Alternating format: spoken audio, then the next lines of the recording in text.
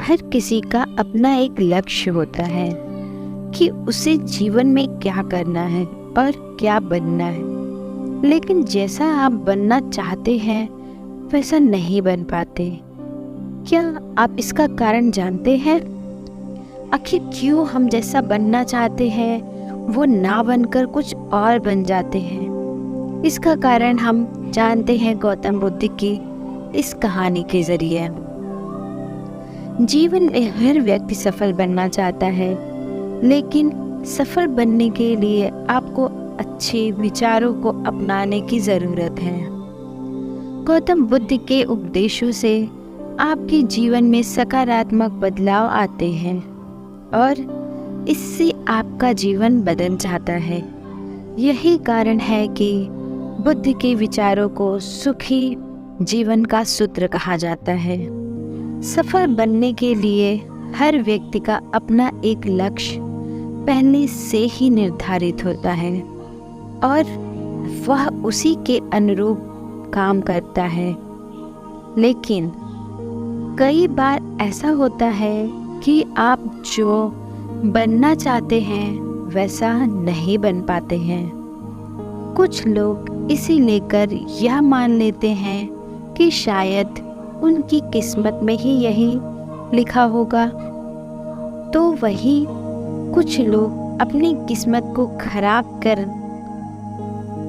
लगते हैं और कुछ लोग यह मानकर संतुष्ट हो जाते हैं कि शायद वह इसे डिजर्व ही नहीं करते थे। लेकिन इसका असली कारण कुछ और ही होता है। गौतम बुद्ध की इस कहानी से जानते हैं इसका कारण। एक बार गौतम बुद्ध को एक सभा में उपदेश देना था। सभा में करीब 100 से ज़्यादा लोग उपस्थित थे और उनका इंतज़ार कर रहे थे। गौतम बुद्ध आए, लेकिन बिना कुछ कहे ही चले गए। बुद्ध का ऐसा व्यवहार देख सभी हैरान रह गए, लेकिन किसी ने उनसे कुछ कहा नहीं। अगले दिन फिर से सभा का आयोजन हुआ, लेकिन आज सभा में उपस्थित लोगों की संख्या घटकर 80 हो गई। आज भी बुद्ध ने ऐसा ही किया। वे सभा में आए, लेकिन बिना कुछ बोले चले गए। आज भी लोग हैरान हुए, लेकिन बुद्ध से किसी ने कुछ कहा नहीं। अगले दिन फिर से सभा का आयोजन हुआ और लोगों की संख्या घटकर 50 हो गई। बुद्ध फिर से सभा में आए और बिना कुछ बोले ही चले गए। आज भी बुद्ध ने किसी से कोई प्रश्न नहीं किया और अगले दिन फिर से सभा का आयोजन हुआ। इस बार लोगों की संख्या केवल 30 थी। आज भी बुद्ध बिना कुछ बोले मुस्कुरा कर चले गए। आप कहानी को पढ़ते हुए इरिटेट हो गए होंगे और सोच रहे होंगे कि आखिर बुद्ध को कुछ बोलना नहीं तो बार बार सभा का आयोजन क्यों हो रहा है। ठीक इसी तरह सभा में मौजूद लोगों को भी गुस्सा आ रहा था, लेकिन इसका जवाब जानने के लिए आपको धैर्य रखना होगा।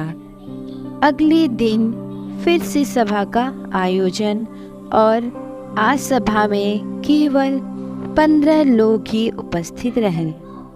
लेकिन आज गौतम बुद्ध ने अपना स्थान ग्रहण कर लिया और उपदेश देने के लिए बैठ गए। बुद्ध ने जिन 15 लोगों को उपदेश दिए वे उनके भिक्षु बन गए और इन लोगों ने आगे चलकर बुद्ध के ज्ञान को अलग अलग दिशाओं में फैलाया।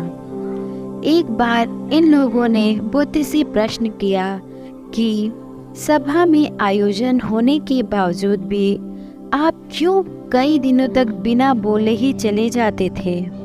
बुद्ध ने उत्तर दिया, मैं उन लोगों को खोज में था जो लायक हो, सभा के पहले दिन 100 से भी ज़्यादा लोग थे, लेकिन उनमें से ज़्यादातर लोगों को मेरे उपदेश से कुछ मतलब नहीं था।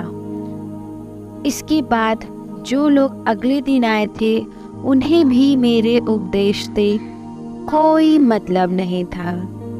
वो तो केवल इसलिए आए थे क्योंकि वो देखना चाहते थे कि आखिर सभा में होता क्या है। लेकिन मुझे ऐसे लोगों की तलाश थी जो मेरे ज्ञान को जन जन तक पहुंचाए।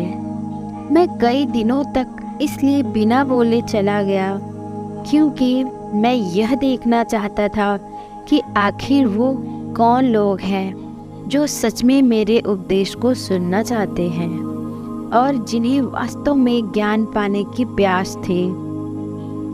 ऐसे लोग ही रोज आए। गौतम बुद्ध कहते हैं कि जिनके भीतर धैर्य था उन्हें मुक्ति का मार्ग मिला, और जो लोग जल्दबाजी में थे वे आज घर पर बैठे हुए हैं। बुद्ध कहते हैं कि जिन लोगों में धैर्य का गुण होता है वे जीवन में कुछ भी पा सकते हैं, फिर चाहे अपना लक्ष्य कुछ भी हो। बिना धैर्य से कोई भी सफलता में लक्ष्य तक नहीं पहुंच सकता। धैर्य को कैसे बढ़ाएं? आज भाग दौड़ भरी जिंदगी में लोगों में धैर्य नहीं है। सभी में जल्दबाजी और शीघ्र अतिशीघ्र किसी कार्य को करने की होड़ मची है। लेकिन गौतम बुद्ध बताते हैं कि अपने भीतर धैर्य को कैसे बढ़ाएं। बुद्ध कहते हैं कि निरंतर अभ्यास से हम अपने भीतर के धैर्य को बढ़ा सकते हैं। यानी आप जो भी बनना चाहते हैं उसके लिए धैर्य की आवश्यकता है। अगर आपको वीडियो से कुछ सीखने मिला हो तो वीडियो को लाइक करना और चैनल को सब्सक्राइब करना। धन्यवाद।